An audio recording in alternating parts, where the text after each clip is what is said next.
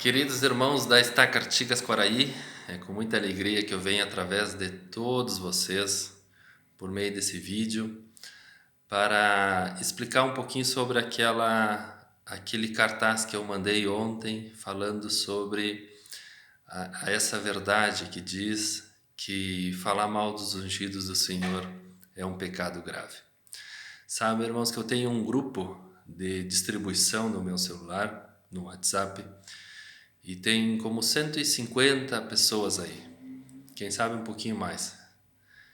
E eu fui agregando os nomes aí, porque eu tenho esses contatos no meu telefone e são todos membros da igreja.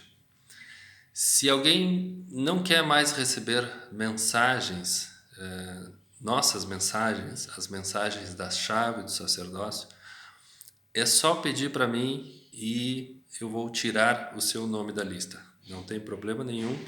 Desde que eu comecei a fazer isso há 5 anos atrás, até hoje, uma pessoa pediu para tirar o nome da lista e imediatamente eu tirei. E eu gostaria de explicar o seguinte, irmãos, que o porquê dessa explicação. Pensem junto comigo. De todas essas pessoas que receberam essa mensagem, 90% das pessoas me agradeceram. 90% dessas pessoas disseram: presidente, isso é uma verdade, isso é certo. Por mais que isso pode doer em outras pessoas, em algumas pessoas, mas isso é a verdade. E teve 10% de algumas pessoas não gostaram, não aceitaram isso. Mas, queridos irmãos, nós queremos ter uma estaca aqui em Artigas. Nós queremos ter um templo aqui em Artigas. E no templo nós vamos aprender isso. Que falar mal dos ungidos do Senhor é um pecado grave. E se nós queremos ter um templo aqui e nós não aceitamos essas verdades, o que o Senhor vai pensar? Mas esse povo não merece um templo? Porque é isso que eles vão aprender lá. E eles não estão aceitando isso. Entende? Vamos supor que um líder ensina sobre o dízimo e tem pessoas que não gostam desse ensinamento, não aceitam. O que o Senhor vai pensar? Mas esse povo não merece um templo, porque é isso que eles vão aprender lá.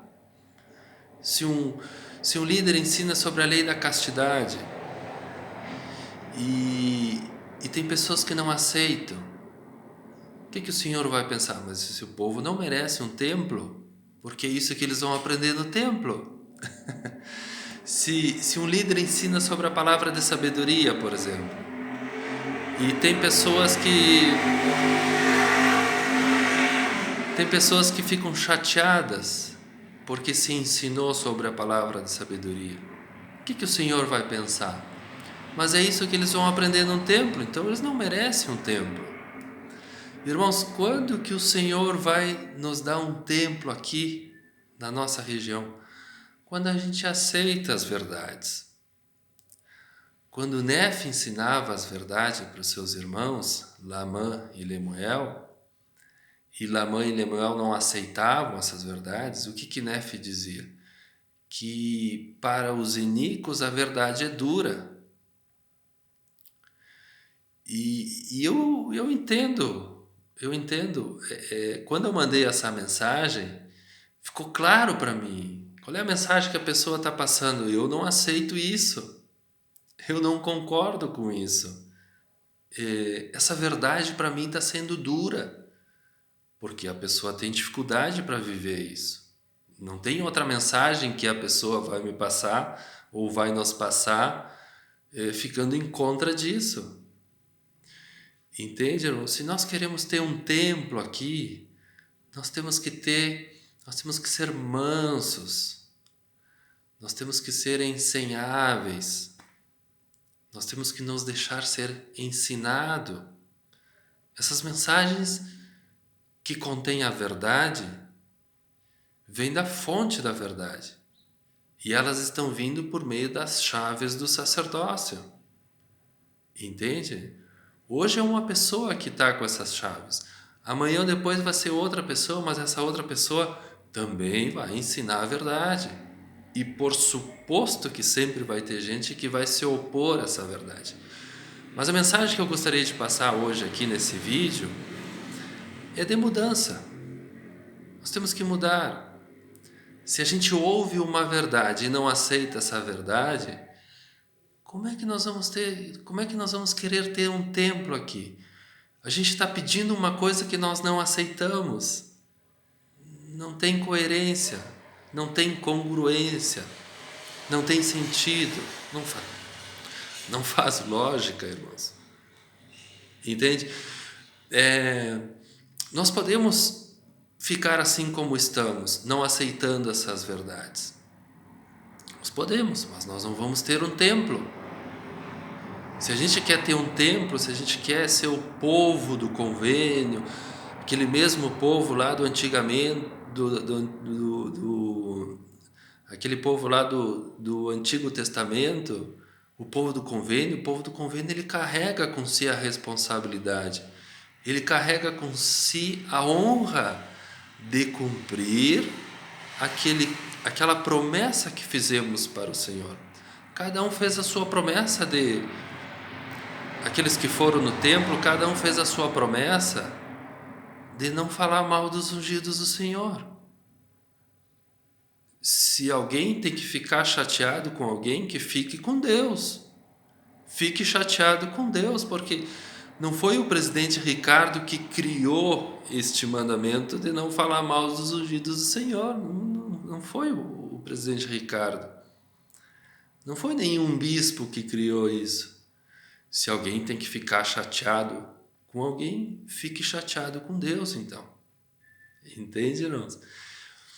Mas o convite que eu passo nesse vídeo é de aceitar as verdades.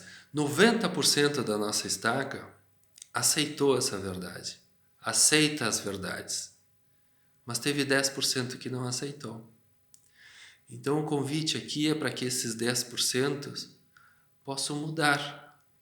Possam respirar antes. Não, isso aí não é coisa do homem. Isso é coisa do Senhor. Aquelas pessoas que são investidas sabem muito bem do que eu estou falando. Entendeu? É assim que a gente vai conseguir ter um templo aqui, irmãos. Tá?